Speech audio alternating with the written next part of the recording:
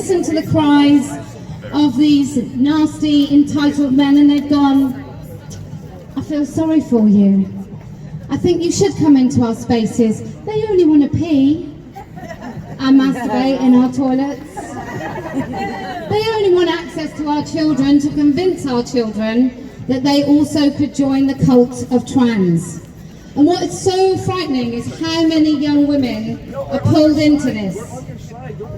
Right, can I just say, I don't mind anyone taking pictures. I don't care what his motive is. I don't care. We are transparent here. I don't have any idea about your motives, by the way. But we are transparent here because all we're saying is, can we just not have men in our spaces? Can we just not give our children mutilating drugs and hormones? Can we not encourage our very young women to slice off their breasts? I don't believe we should be embarrassed or afraid to say it. And if you're still afraid, I'm wondering why. Because actually, what is happening is far more scary than whatever consequence can happen to you. And I mean anything. I'm talking about young women, age 18, within 3 months of visiting a nasty surgeon can get their breasts sliced off. That's what I'm talking about. How bad does it have to get before you speak?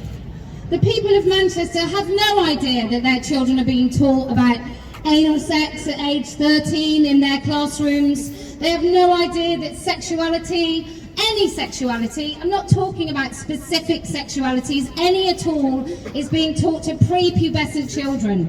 This is not about the acceptance of all sorts of families, which I'm sure most of us would agree, except if your dad's an AGP. And then we really would like to see the courts intervene in why a man is parading his fetish in front of his children.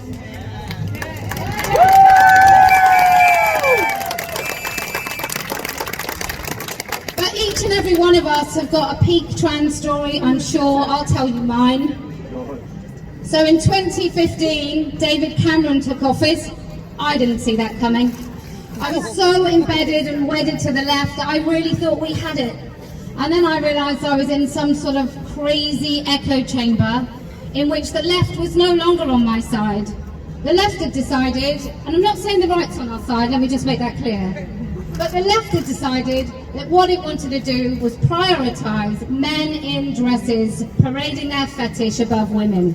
And each and every corner I turned in my little left-wing bubble just turned against me. My question was, does my 11-year-old daughter have the right to use a female-only space and not see an adult penis? And for that I was told, no. No, she doesn't. She's a bigot. She's staring at genitals. She raised a pervert. This was in left-wing feminist circles on Facebook and all types of social media. I'm now banned from Twitter. I've appealed, even with Elon Musk. I'm not allowed back in. It's just me and Trump. So hopefully I'm going to get an invite to Truth Social. But everywhere I turned, every place I'm sure any of you have looked for solidarity where you thought you would find it, you've been told, no, women aren't important. Did you not know? Did you not know we've been prioritising men accessing prostitutes all these years? Did you think that we'd change for you? Did you honestly think that when you said, can we just keep pervy men out of our spaces, that any of them would say, yes, of course you can, because I bloody did. And it didn't happen.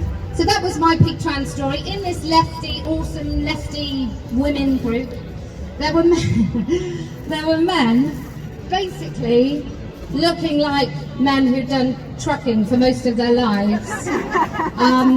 More masculine men than I could care to envisage, who basically put on lipstick, took soft focus selfies and put them in the group chat where nobody was even discussing whether they were heterosexual, married, mothers, nothing.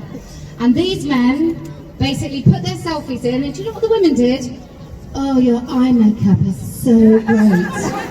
Oh, you look so beautiful. You look like a sexy secretary. And I was like, well, that is what they're going for. Outstanding and brave, each and every one of them. And as you probably know, in 2018, the children's champion, Susie Green, reported me to the police and I got interviewed under caution by the West Yorkshire police, who came down to Wiltshire, and what they decided to do was stay in a hotel, because you know how police forces are just brimming with money. You'll know that from the times that you've reported a crime for yourself. They just can't wait to help. And what they did is they interviewed me for an hour and a half under caution. Is it wrong to say that it's child abuse to castrate your 16-year-old? Really? Should she have been the one in the hot seat? I think so.